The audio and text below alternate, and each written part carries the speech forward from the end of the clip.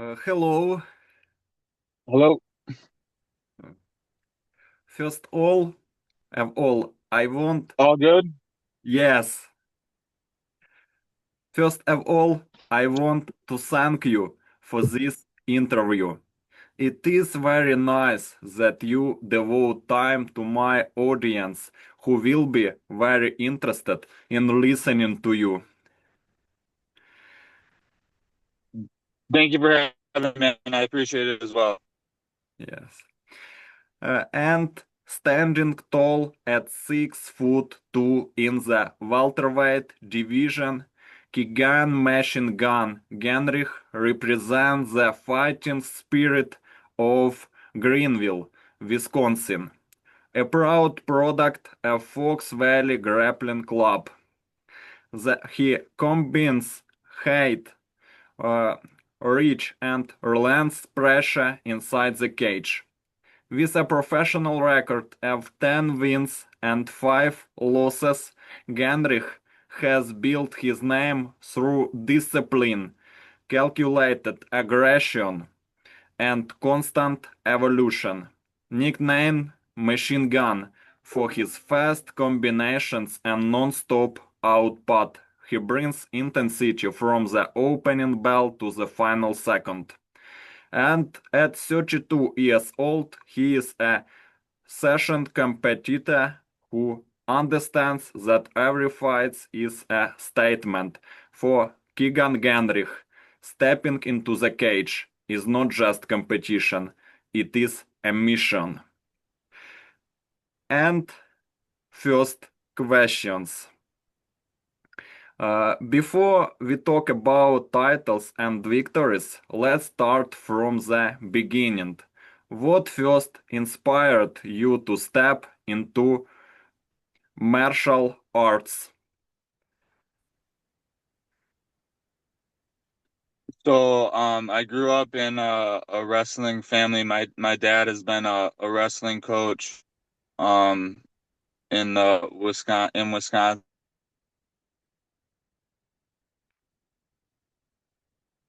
4 years old, I started training and competing, and really haven't looked back since. So coming up on almost 30 years of martial arts, and it's been a blessing to have been able to spend so much of my life in martial arts and on the mats. And so I started with wrestling at 4, and I would say I probably started getting interested in MMA maybe around like 14 or 15. The first few fighters I really got interested in would have been like the Anderson Silva. When Anderson Silva was in his prime was when I probably started watching MMA for the first time. He was kicking Vitor Belfort in the face, and it was easy to be excited about. So started with wrestling and got interested in MMA maybe 14, 15. Didn't do any MMA training outside of wrestling. Wrestled at the University of Wisconsin for 1 year in university, and then started training MMA at 19 after leaving university. And so now I've been doing MMA for about 12 years now. Growing up in Wisconsin, how did your environment shape your fighting mentality? Yeah, absolutely. I think people from the Midwest have a little bit of a chip on their shoulder about being, tough, hardy people. The cold, we got to get out of bed in the morning and go to the gym in the cold weather and fight our way through the snow sometimes to get to the gym. So I think it maybe takes more uh a little bit more effort to get out of bed sometimes in the winter here. I think other people in parts of the world feel that way too.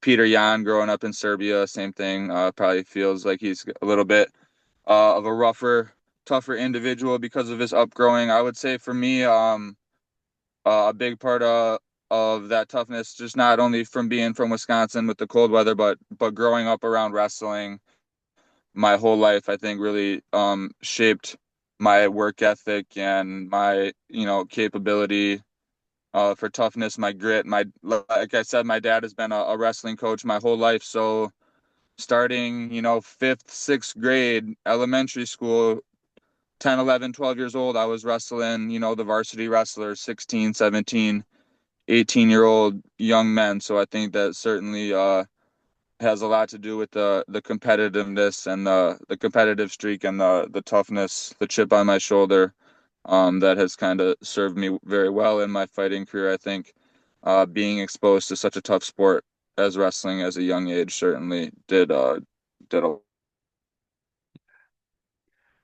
Every fighter has a defining moment. What was yours? defining moment. I would say that maybe there was a couple along the way. An early defining moment came in a loss. I fought Evan Elder at LFA 88. At that point, me and Evan had only had about three professional fights each, so we were very young pros. Um, and he's gone on to do very well in the UFC. So I think that fight, which was very close, could have gone either way on the cards, in my opinion, kind of showed me that I am capable of performing at a high level, and that kind of springboarded me into continuing to take it very seriously. And then, another big moment was beating undefeated Richie Miranda. I'm still the only guy to beat Richie Miranda in his career, so I would say that was another big moment to again show myself that I can compete at that level.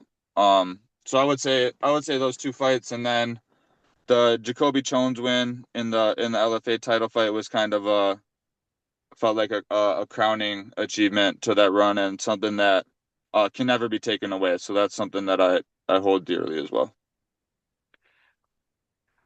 I love watching MMA since the days of Fyodor Yemelyanenko. He was born in Gorlivka, Ukraine. I am from Ukraine. When did you realize MMA could become your profession, not just a hobby? Profession. Yeah, to kind of springboard off of that last question, I would say right around the time that me and Evan Elder fought in LFA, that was my first experience on a bigger stage on UFC Fight Pass, and at the time, Evan Elder was Michael Chandler's personal training partner, so I knew that Evan was considered to be a top level guy, and I went neck and neck with him, stood toe to toe and the skills to stand in front of the best guys in the world. I would say after that fight, I realized that something I could do for a long time. Who were your early mentors and how did they influence your style? Um, yeah, I would say the biggest mentor I've had in MMA is a fighter named Nick the Goat Thompson, who's been my personal MMA coach.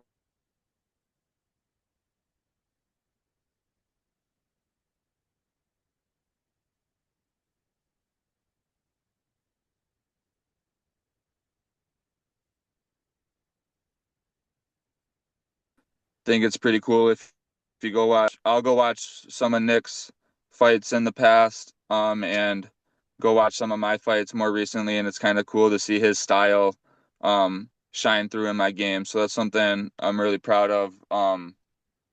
Nick, I mean, not only a lot technically and positionally, um, but helped me find another level of grit and toughness, and I think me and Nick's games work really well together because maybe we're not the world's most explosive, strongest, fastest athletes. We have to use our brain.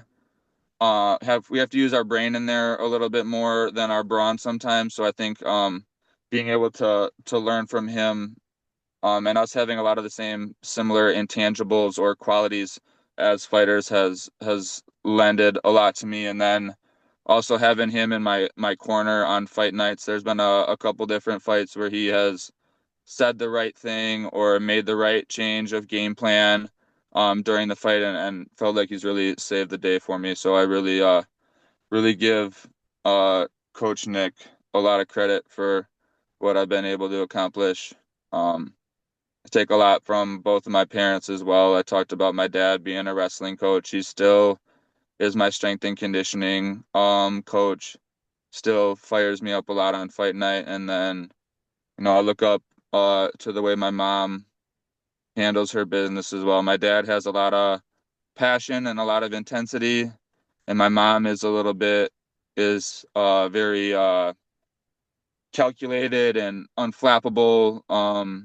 Kind of has a little bit more of a quiet um, but strong presence about her. So I try to take both of those things about my parents, and I think that makes me who I am in the cage. It's intense, but it's focused and collected at the same time. And then a most recent mentor of mine, or maybe more of a peer, is the last couple years I've been spending a lot of time training with Dante Johnson, and I don't know if you've had your eyes on his little UFC run that he's getting started on, but I'll be in his corner at UFC. Is it 324 or 326, the Max Holloway card? We're headed out to Vegas, so I'll be in his corner in a couple weeks in Vegas, and he has been a really important addition to my team. As a friend and a training partner, I think I offer him a lot of help with the grappling and the wrestling, and then at the same time, I think he's one of the best strikers, knockout artists in the world. So we kind of trade wrestling for striking, and that's been a really valuable friendship or training partner for me recently as well. As a tall welterweight, when did you first understand that your height and reach could become major weapons? Yeah, well, so in my lightweight days, I certainly always was very much taller than my opponents, and it seemed for a long time I would only fight like the shortest, stockiest guys in the division. So for it's been very apparent or obvious in a lot of my fights at lightweight, being the taller fighter and using that as an advantage. But then, as I move up to welterweight and fight at a little bit higher weights, I think that range and that reach has helped me blend in or fit into that weight class just fine. I felt And who do you weight as see? well, so I think it's Yes, yes. helped my body fit in there well. Who do you think is the greatest mixed martial arts fighter in history? It's a complicated question, right? I I will all say skill for skill, pound for pound. Um, I think it's I think it's pretty clearly John Jones. That being said, I'm a massive advocate for a clean sport and fighting. I think performance enhancing drugs and steroids are a huge stain on someone's reputation. It's not something I would ever consider doing myself. I really hold it pretty low. So I would say for skill, John Jones, although he's certainly not my favorite fighter at all. I would put guys like Daniel Cormier and Habib, Nurmagomedov, Islam is creeping up there, and there's some questions about PEDs there as well. So that's a really complicated question. So I think maybe like the best fighter and my favorite fighters are a little bit different sometimes. I would say I look to guys like Khabib. I like his mentality and the way he holds respect in a high regard, and the way he handles his business, and clearly his undefeated dominance. I would probably put Habib right up there as my favorite and the best. John Jones I think has a little bit of an asterisk, but really skill for skill, it's pretty hard to to deny how good he is at MMA. Anderson Silva was up there for me as well. Again, some PEDs going on there. That's just makes it a kind of a complicated question in my opinion. Your opinion is great. John Jones should not have been defeated. Khabib Nurmagomedov or Fyodor Yemelyanenko. Who is better in your opinion? Between Fedor and Habib, Yeah, Fyodor Yemelyanenko or Khabib Nurmagomedov. uh, who beat Fedor? Did anyone beat Fedor a couple times? Um, Was he like 30-3? who is better on your opinion? Habib or Fedor? I'm gonna say Habib. Although I really do like Fedor as well. I'm probably not as familiar with his game. I'm a little familiar with Habib. I do like the way that Fedor is a very well-rounded mixed martial artist. I think maybe he's ahead of his time with how well-rounded he was and a specialist. He was maybe one of the first bigger guys to really blend it all together. From a technical, I appreciate Fedor's game as well. But for me, Before, before turning professional, what was the hardest lesson you learned in training?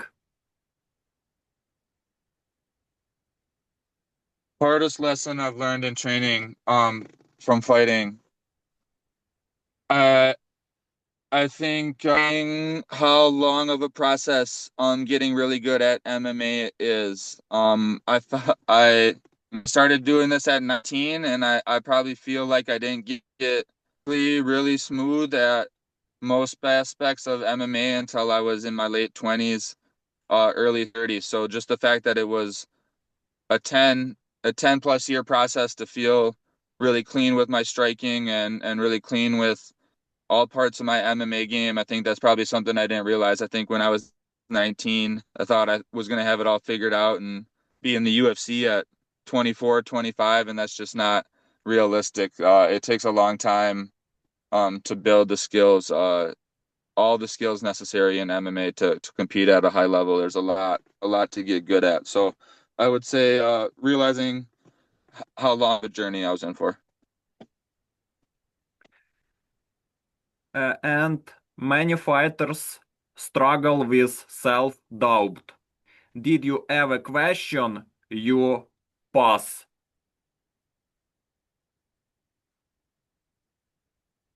Oh yeah, 100%. I think that's probably the thing that you said it that fighters struggle with, and it's a continuous fight. That's probably what I have to keep telling myself, and when I mentor other athletes, as well, you really have to continue to fund yourself with positive self-talk and something to continuously work on. I think as I've gotten older in the last few years, I've had more opportunities to train in really high level rooms with some really talented and skilled fighters. So I think a lot of confidence comes from hard work. So I think that has a lot to do with it as well. A lot of my confidence comes from training with guys like Dante, training with guys like Gerald Mearshart, training with guys like Wes Schultz, Nick Klein, to have a chance to be in front of those guys and prove yourself or test yourself against those guys has done a lot for my confidence as well. But yeah, it's a never ending fight. Working on my brain and working on the mental part of my game. I think that probably is what makes the difference between, fighters at the top level. It's that self. What sacrifices did you have to make to chase your MMA dream?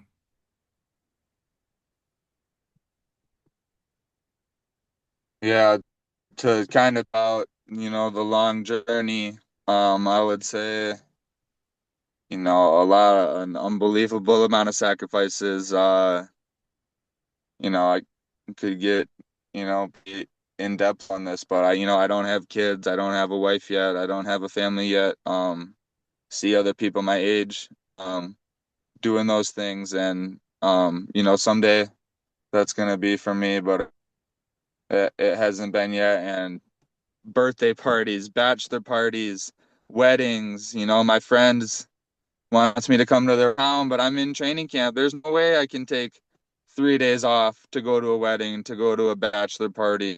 So it's a lot of sacrifice.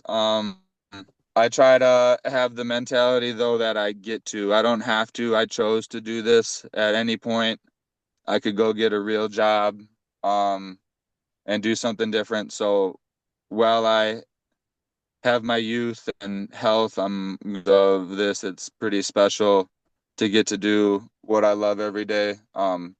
So I try not to talk about the sacrifices in too much of a negative light. I'm choosing to do this, but I guess to finish that point, fighters don't realize how much they would have to sacrifice to get to this level, and I think that's the difference between someone like myself that wins an LFA title or someone else that's into the UFC is, and it doesn't always work out. Some people are a little bit more gifted than others. But it takes a lot of sacrifice. I've missed out on some things that other people my age have got to do, but I also get to do some things that other people my age aren't able to do, that as far as being independent and getting to go chase my dreams and do what I love every day. You get what you put into it. Um, sacrifices but that's what it takes. You inspire in your own way. I want to hear your opinion about Conor McGregor. Conor McGregor is an Irish professional mixed martial artist. He is a former Ultimate Fighting Championship (UFC) featherweight and lightweight champion, becoming the first UFC fighter to hold UFC championship in two weight classes. He also a former simultaneous Cage Warriors Fighting Championships featherweight and lightweight champion. And what do you think about Conor McGregor?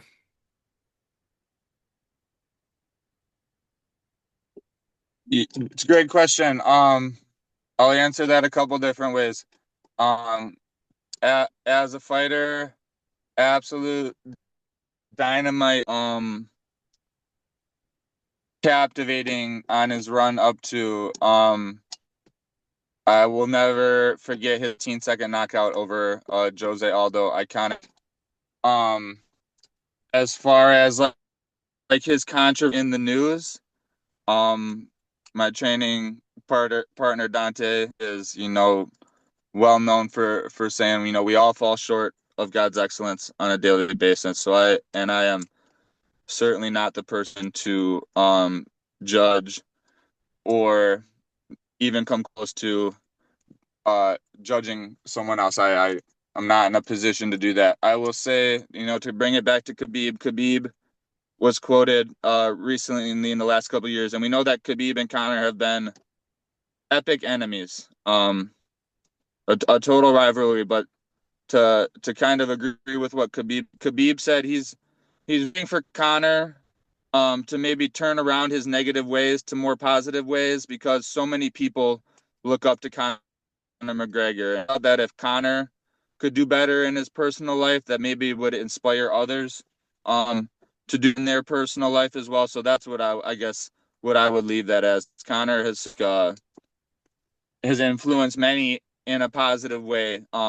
Early on in his run, the way he was talking, the way that he was motivating people, um, was incredible, and um, was epic. So I think if he could get back to a little bit more of that version of himself, I think that's a win forever. So I'm certainly rooting for him, and have been a fan of his fighting in, the past. He's there. Conor McGregor had his nickname, Notorious. Every nickname has a story. How did Machine Gun become part of your identity? Yeah, so you kind of touched on in your introduction, and I like that you were talking about, my output and kind of my constant pressure and attack there. And as I started fighting, that's kind of something that jumped in my style early on. So to be honest, um, it's way cooler when someone else gives you a nickname, but I picked Machine Gun myself. There's like a famous American bank robber or outlaw American named Machine Gun Kelly from like the 1800s. So I just think it kind of maybe like a little bit of an alter ego. Like when I go fight, it just helps me slip into the maybe like bad guy mentality. Here to rob the bank, kind of thing, and then it suits my fighting style. So that's how that came to be, and it people liked it. It stuck. My fans seem to like the apparel with the machine guns on it and stuff. So it's been a good fit. Oh, uh, Machine Machine Gun Kelly is a cool singer. I remember his performance on WrestleMania 28 when he performed before John Cena's Realize. Nice. I didn't realize he was on WrestleMania. I haven't. I got into professional wrestling a little bit more as an adult. I wasn't into it as a kid, but as an adult, I think it's pretty cool. Do you feel pressure representing your gym and hometown every time you fight? I feel pressure in the sense that feel I owe it to the people that have poured so much support into me to put on my best performance, to go and fight hard and show my heart and show my courage and stand up for what I believe in and stand up for do what I do. So maybe not, yeah, a little bit of pressure, but I have some people in my life that obviously pour a lot of support into me, but also like bring a lot of intensity to fight night. So I really just want to, I got my training partners are beasts, my coaches are beasts, my brother's a beast, my dad. So I feel like I have to go carry the family name or carry the flag, and yeah, I feel like I absolutely owe it to them to to give it my best showing every single time. So I wouldn't say it feel pressure, but maybe like motivation in a good way. Like I can't go out there and be a be a wimp when I got the people in my corner that I do. It would just be unacceptable. They put too much into me, and I got too many strong people standing behind me, beside me to go out like that. So, it gives me a lot of motivation in fighting, but so, in training as well, I got people that believe in me, and pour a lot of confidence into me. So I owe it to them to make the most out of my gifts. What was your emotional state before your professional debut? Man, it's a long time ago now. It's like I made a professional debut at about 20 or 21 years old. So almost 11. Emotional state during my professional debut. It's my professional debut. So afterwards, I can tell you I was pretty ticked off. Um, Lost to a guy I had beaten the fight previously. Probably a little overconfident, to be honest. I had just beaten him the fight before. Maybe didn't realize how much longer those 5-minute rounds were going to be compared to the 3-minute round. He wasn't, you know, capacity as a professional yet at that point. So it was probably a very humbling night for me. Realized that I was gonna have to put more into it to make that next jump to the professional debut. But I would say for most fights, I have a pretty similar level of nerve, like right, right before the fight. It gets a little bit easier as I get old. It's always butterflies to swallow. How did your first professional victory change your confidence?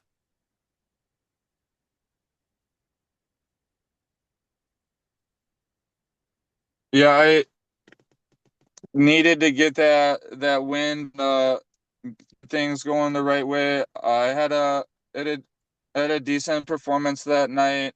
Really one that I expected to win and did to win. Handled my business. But really at that time, kind of like I said about losing my pro debut, I still probably wasn't like I wouldn't have considered myself like a full-time professional fighter at that point. To me, a professional fighter is someone who's training twice a day, 6, 7 days a week, and that's what they're doing most of the time. I don't think my heart and focus was necessarily on band. Even though I won that professional debut, I would say looking back, it wasn't anything to be super proud of. I don't think I really started to get the ball rolling until I came back a couple years later. Um, right around the time I fought Evan out would be kind of when my professional career really started. Training twice a day, taking it very seriously. I was a vegetarian for about 6 or 7 years at that time, to help myself stay down weight. So that would be more like my professional career really started to take shape. As a fan, I regret that we did not see the fight between Khabib Nurmagomedov and Tony Ferguson when they were both at their peak. In your opinion, who would win this battle? Let's say in 2015, 2017, 17.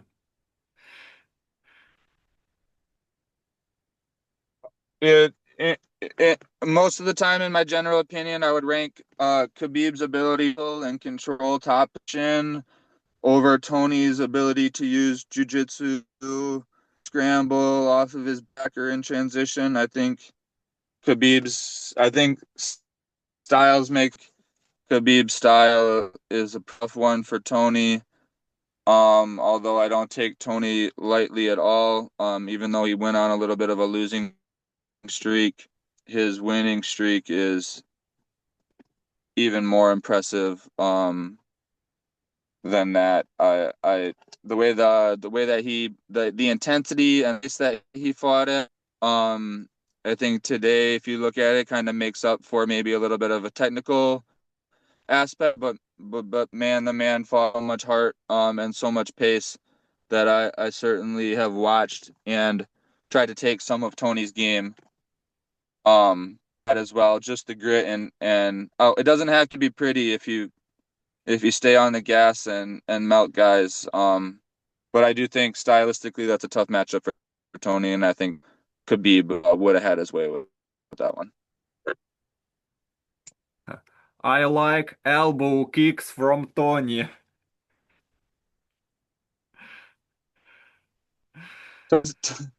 Tony's got some incredible highlights for sure. Yes. The fight broke down 5 times. In a sport as brutal as MMA, how important is mental strength compared to physical ability?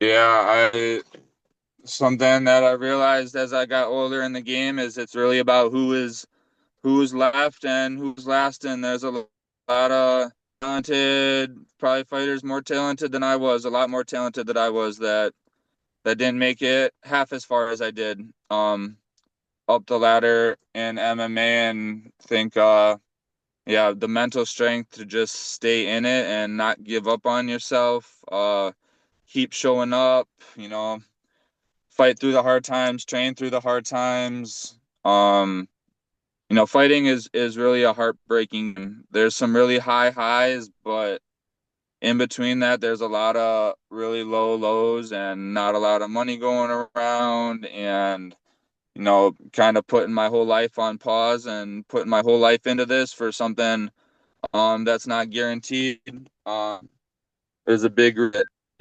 Takes a pretty unflappable person to stay with it. So the physical toughness, it's a brutal sport on your body, of course, but um yeah, just the mental strength to stay in the game and not quit when things are getting a little bit hairy. Yeah, it's massively important.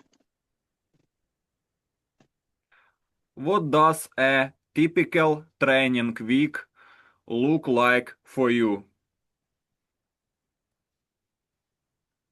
Yeah, I could give you my pretty much my whole week right now. I'm dead in the middle of training camp right now, so um today's two we'll start on Tuesday. So in Fond du Lac, I did some drilling with Dante Johnson just now, and then I'm gonna hit some pads with one of my striking coaches before I go home to Appleton. Tonight I'll coach a little bit of youth wrestling, make a little bit of dinner money. Uh, Tomorrow morning I'll get up at 5 a.m. and drive to the University of Wisconsin. I've been wrestled with the Wisconsin Badgers, a Division I wrestling program, 1 or 2 days a week, all season long. They're in the middle of their wrestling season, so tomorrow I'll be in Madison wrestling and then doing some strength and conditioning in the evening. Thursday I go to Milwaukee, train with Gerald Mearshart, who's been a really incredible training partner and mentor to me the last year. Gerald's really well liked and for good reason. He's a great dude. Really been lucky to train with him. Friday I'll be back in Madison wrestling. Saturday is my day off. So typical weeks right now would be like into 12 training sessions, uh, 2 or 3 a day, and then one day typically totally off on Saturday. So that's what my week looks like right now. A lot of 2 a days,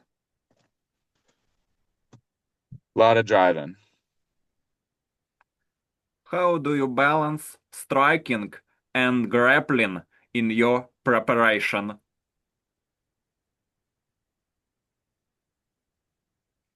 Yeah, that's an interesting question, and I think it probably depends on what kind of fight we have coming up. If I'm fighting sure, that might be a little bit more of a area of concern. That be we're pouring a little bit more time into that. But on the flip side, maybe you're trying to wrestle more because you need to take the striker down. So I think it changes from camp to camp.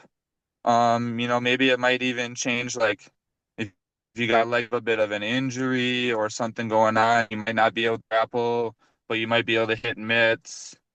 Um, so I think I don't mess. I think pretty fluid deal for me. There's certainly days where I have set up more for grappling, more I'll go through the weeks kind of, for improvement. So I would say the balance or the ratio between strike and grappling changes quite a bit, but that's the cool thing about MMA is you have so many things to get around and really show 2 seconds of doing one thing. Okay, that's I think striking is probably the thing I need to work on the most to be totally ready for the big show. Putting people hurting them with my striking. So I would say the last year or two, I've invested a lot more time in striking coaches and work and stuff like that. As I get older, I'm not sparring as much anymore. I'm doing a little bit more technical work on the mitts and stuff. So I would say in recent years, doing a little bit more striking work than in the past.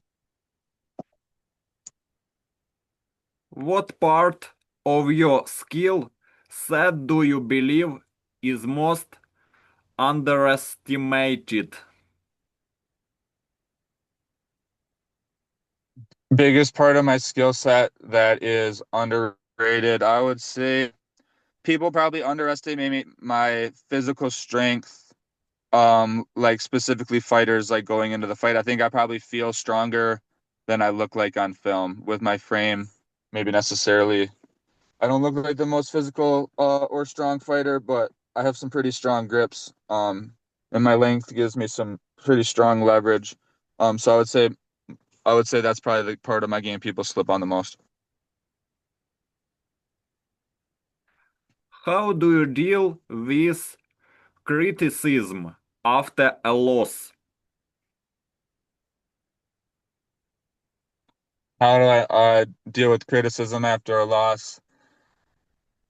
I I mostly realize that criticism is coming from people that really wish that they could be in your shoes, doing what you do, and I say that absolutely humbly. But um, I don't I don't take I don't take it too hard when someone on the internet dismisses my skills. I'm lucky enough to do what I love every single day, and I'm in the gym with some of the best guys in the world.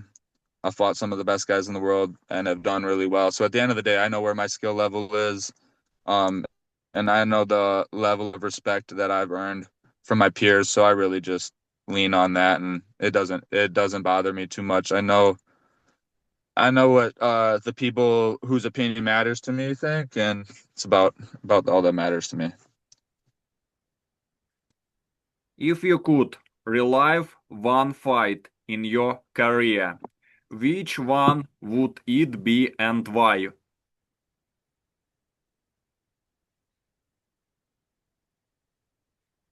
Uh, I want to fight Josiah Harrell again. He just got signed to the UFC. He's gonna fight Jacoby Smith on Saturday. So there'll be two guys I fought. John Paul's on the card too. I would like to fight Josiah Harrell again. I think I got robbed on the cards. I think I won that fight every single time I watched it. Yeah, so I would love to run that back with Josiah. Do you want to see the fight between Ilya Tapuria and Islam Makhachev? And your predictions?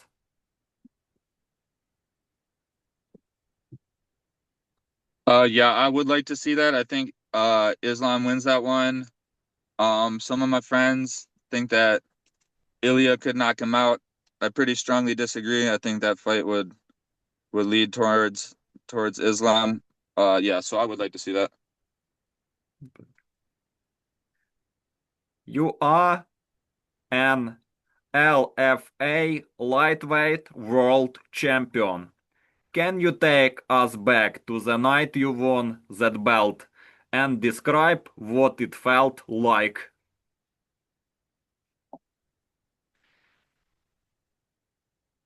Yeah,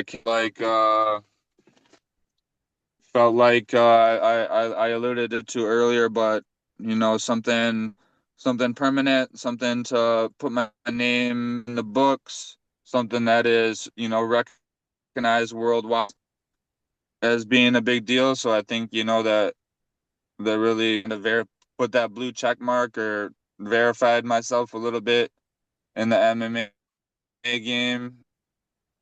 Had got to have some family members there with me that night that aren't weren't always at the fights. It was a special night. I forgot I got my black belt that night. So a cool story about that night. Coach Nick brought a black belt, told Gilbert Melendez, and I won. He was going to give me the black belt. So he was so confident in me that winning by submission that he packed a black belt for the fights, made plans to do this celebration after, and then it all came together. I got the win. I got the submission. I won the LFA belt. I got promoted to black belt by my coach Nick, who I hold in extremely high regard. So that would be a night that would be pretty hard to top. You are LFA Lightweight World Champion. What was the toughest moment during that championship fight?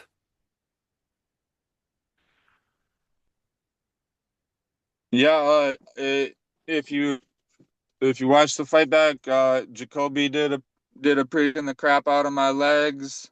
Took a couple big body kicks. I definitely had to weather the storm, and get through some tough times. Kobe's an awesome fighter, and you've seen him bounce back since then and have some really strong performances on LFA against some top undefeated prospects. So give him a ton of credit for making that such a tough fight. I felt those calf kicks in my legs for months, seriously months and months afterwards. So there was certainly a price to pay to that fight and get to those later rounds where I started to wear on him. But yeah, I think that was my first time doing 5 rounds. And I've done 5 rounds a couple times since then. So it was a really valuable experience to learn what I could go through and keep going. And I think I've learned a lot about myself in those 5 round title fights.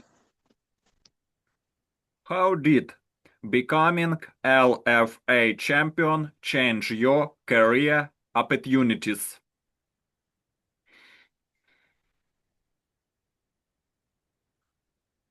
Um, it got me really close. It's gotten me really close to getting called up to the UFC a couple times. Right after I beat Jacoby, I almost got a fight with Ludovic Klein. I accepted Ludovic Klein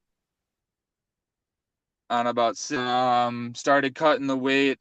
They ended up giving the fight and a contract to a bum named Abraham, who turned me down 2 or 3 times in LFA.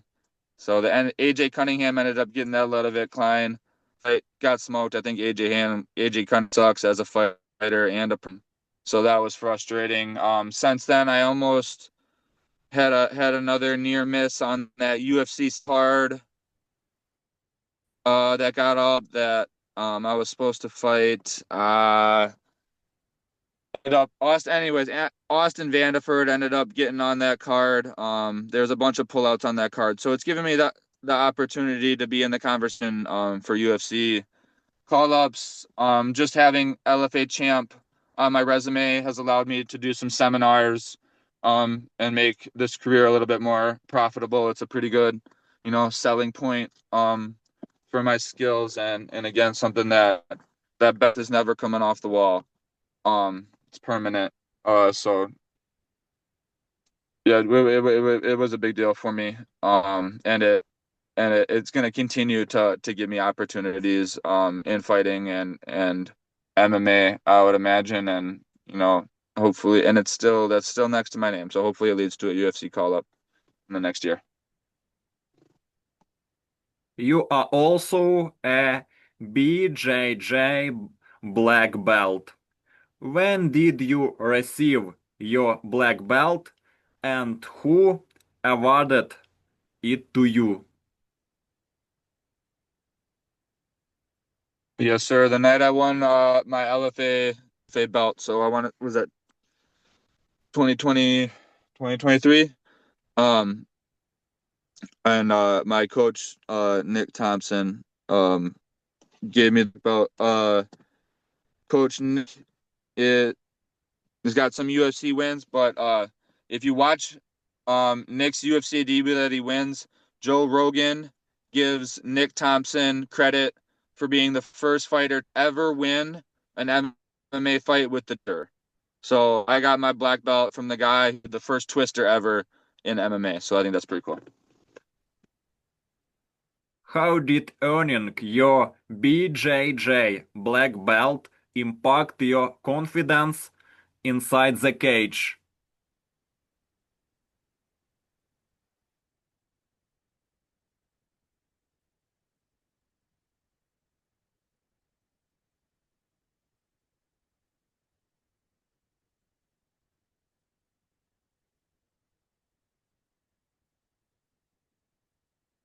Someone like Coach Nick, who I look up to so much and beats me up so much that if he thinks that that's where my skills are. And if he thinks of me in that way, then I need to believe in myself as well. And that kind of brings me back to the point of fighting hard for the people that support me. But if a guy like that says, I got it, then I need to believe that I got it as well.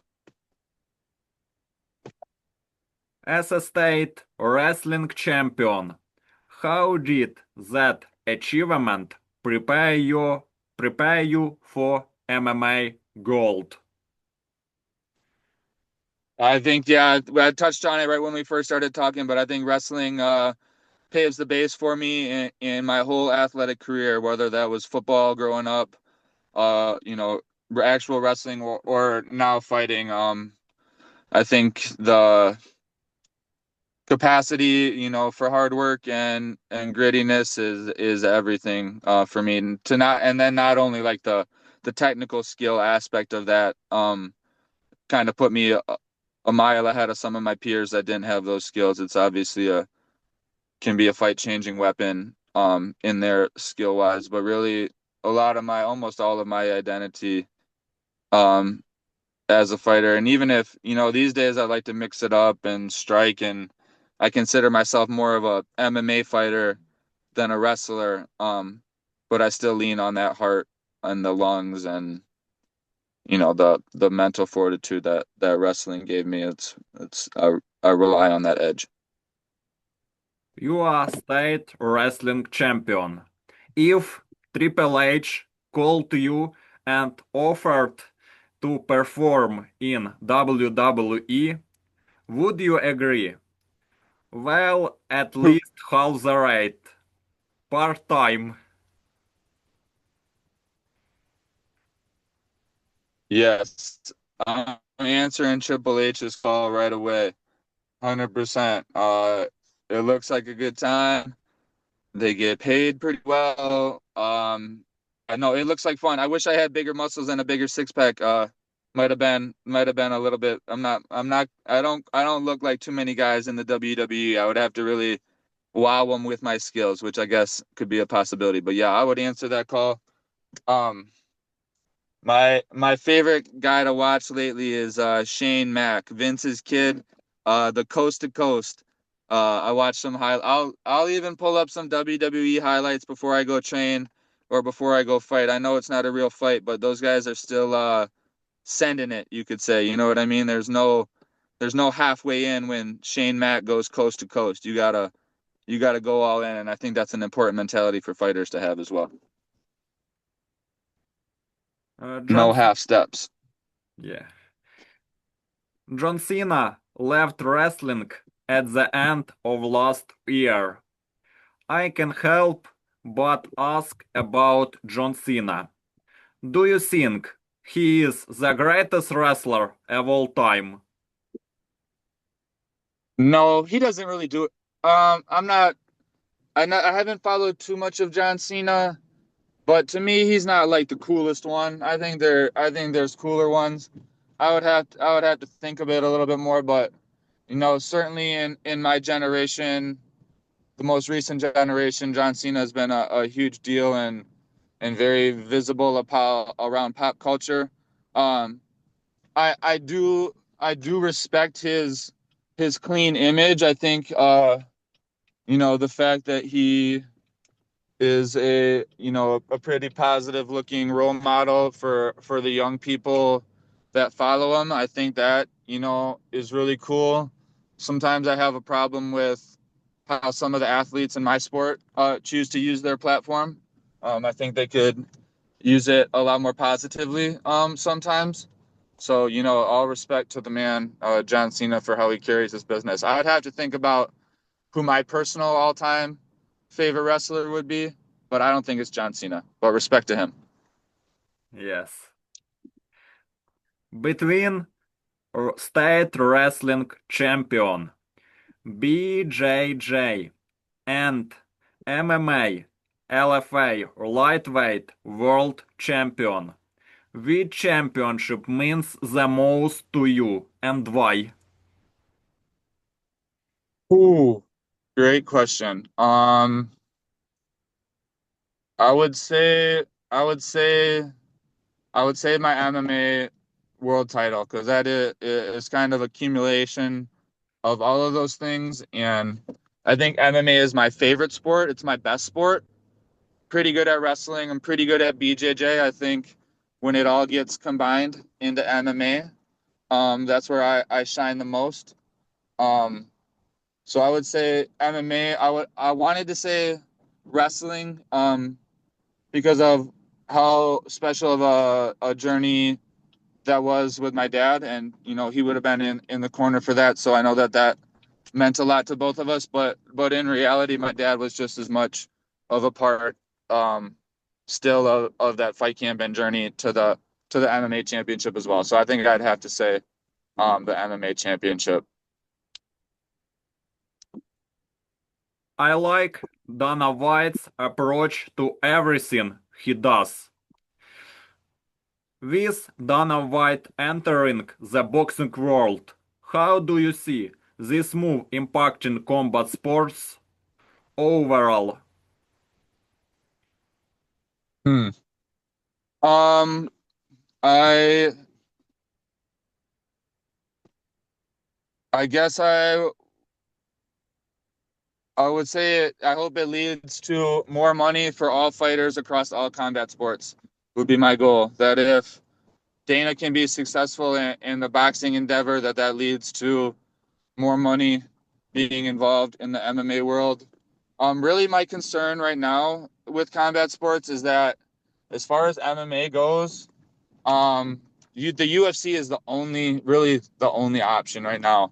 I know that PFL is doing their thing a little bit. I would be interested in working with them. I know some of their bigger guys are making good money, but I still don't trust it all the way. It seems like it's like one bad day away from falling apart. So right now, no one really has steady feet in MMA outside of the UFC, and for me, that's frustrating. Bellator was providing a lot of great opportunities, for fighters, kind of where I'm at in the game, and that has ceased to exist. So I'm hoping that, whether it's boxing, whether it's MMA,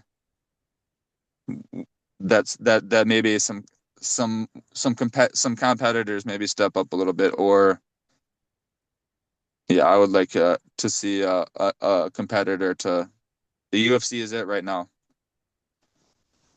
I want to become the number one Zufa organization in boxing, just like the UFC become number one in UFC. Do you believe Dana White can revolutionize boxing the same way he transformed MMA? Yeah, he has a big platform already. A lot of exposure and a lot of eyes on him already. So I think he's got a great start. He obviously has all the connections in the world in the fighting game. So I wouldn't put it past him, and he's an ultra competitive guy. Seems to win at everything he puts his hands on. So yeah, no, it wouldn't surprise me at all.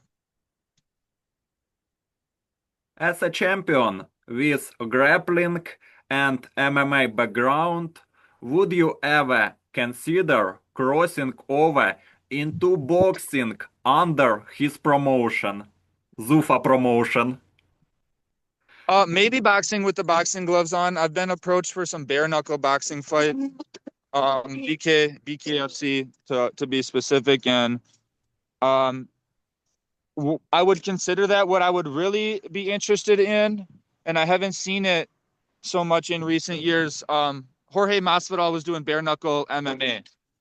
Um, well, game bread they were calling it. That is something I would be interested in. Um, so I don't know about boxing. I think maybe Muay Thai would be more up my alley, where I can throw kicks and knees. I would consider something like that, or bare knuckle MMA. I think would be pretty freaking sweet. What challenges do you think Dana White will face entering the traditional boxing business? Think it's a lot of like, I'm not the most well versed on this, but there's probably a lot of red tape, I think they call it, or a lot of old tradition in the fighting game a long time, and I think in politics they call it like the good old boys club. So I would imagine just trying to fight through things like that. People don't want Dana White to take over, so I would imagine. And could Dana White's promotional model bring more transparency and fairness to boxing contracts? I hope so. I've heard that the boxing game is just as corrupt as the MMA game. So if we could fix both of those things at the same time, I would take that. Because yeah, one thing I've realized as I get older is, everyone's got an agenda in the fight game. Someone got brought there to win and someone got brought there to lose. So it's just you just gotta know what you're dealing with. Так. Do you think boxing needs a strong, centralized leader like MMA has had? Yeah, I mean, with the UFC belt, it's pretty widely regarded as that's the belt, and if you want to be regarded as the best in the world, you got to have the UFC belt. I'm a fan of boxing. I like to follow the fighters and follow the fights. I'm not as familiar with the sanctions and all the belts, but I know that there's always controversy. This guy's got one belt, this guy's got the other belt. Who is really the man? So I think, yeah, anytime you can unify more of those belts, um, that's what the people want. That's what the fighters want. And final questions. As you look ahead, what is the ultimate goal you still haven't achieved in your career? Yeah, I think it's pretty clear, and I've been saying it for about 3 years, but I've done everything I wanted to do besides, fight under that UFC banner. So it's the last thing we're trying to check off the list. Until then, collecting as many belts and necks as we can. Until then, and enjoying the journey, feeling grateful to have my health and still be doing this, still be spending every day in the gym. So, just enjoying the journey as long as it lasts. But really, if I could touch down in the UFC octagon, that'd be icing on the cake. If one last fight defined your legacy, what would that fight look like? I think outside of chasing the UFC, I'm chasing that fight that feels like that masterpiece performance where you put everything together, standing on the ground. But really, if I could put my knee across someone's chin or get a finish with my hands or my knees or my feet, that's another thing to check off the bucket list. So you were looking for a violent finish and a belt in a couple weeks here. And I think the violent finish and the UFC call up go hand in hand. So that's what we're looking for. Should I leave sports at the peak or already in a recession? Sorry, can you repeat that? Should I leave sports at the peak or already in recession?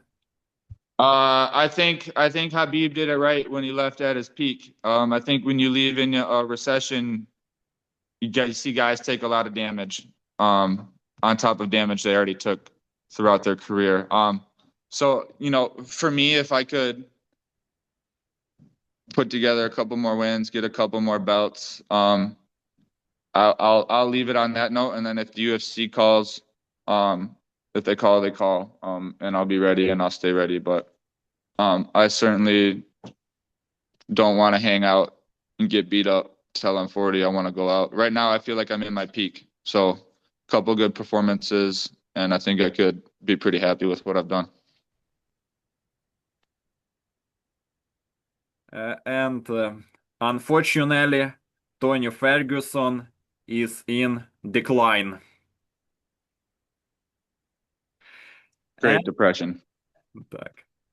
And what does success truly mean to you today?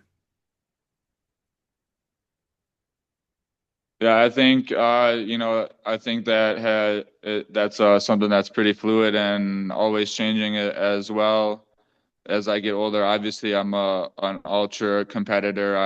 I train, I fight to win every single time. That's what means the most to me. But I think there's something cool about fighting. And when I talk to other athletes about it, I call it the Nate Diaz effect. That in fighting, if you can lose but still win the day, you can still win the crowd, you can still win the fans, you can still come out as a winner. If you show up, you fight hard, you stand for what you believe in, you show your best self, you don't back up. I think that's something that's a little and still win the day. Um, is that what I'm looking to achieve? Absolutely not. No, I want to win. I want to be the champ. I want to win all my fights. But success, I've said it a couple times in the interview. It looks like uh, getting up and doing what I love every single day. I'm excited. I'm looking forward to the next day of training. I've avoided, being stuck at a job I hate for the last 12 years. So that's what success looks like for me. If your career And then lastly on that, when I got into fighting, I really just wanted to gain the respect of people that I looked up to, like fighters like Gilbert Melendez that I've had the opportunity to like work with while he commentates LFA fights. Like that's someone I think is a gangster fighter, and he holds me in the same regard. So I really think that's ultimately why I got into fighting is to get respect from the fighters that I respected, and I think that I've certainly done that. So um, that means a lot to me. if your career were a movie, what would the title be?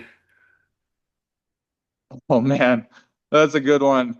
Um, I wish I could think on that. That's pretty good. I saw some social media content the other day. They asked a group of wrestlers to describe their love life, like like in wrestling terms. And I would say if I could answer that, I would say I'm in a scramble. I'm in a tight one. I'm in a scramble. Things are kind of all over the place. I don't know what words I would use to describe a movie about my life. But that's all I got right now. And last question. What when everything is said and done, how should the world remember Kegan Machine Gun Gennrich? Someone who fought with intensity and passion and didn't back down from any challenge, and someone who went forward and went headfirst into the fight without hesitation. Didn't back up, didn't run from anyone. Um, Trained harder than most of his peers. Yeah, that's how I'd like to be remembered. Kegan, your journey as a champion in wrestling, Brazilian Jiu-Jitsu, and MMA proves that greatness is built through discipline, sacrifice, and relentless belief. May your path forward be filled with health, sharp focus, powerful performances, and new titles. Stay hungry, stay dangerous, and may the next chapter of Machine Gun be your greatest yet. Thank you for your time. Bro, thank you very much. I appreciate that. That was a great interview. Great questions. Appreciate it.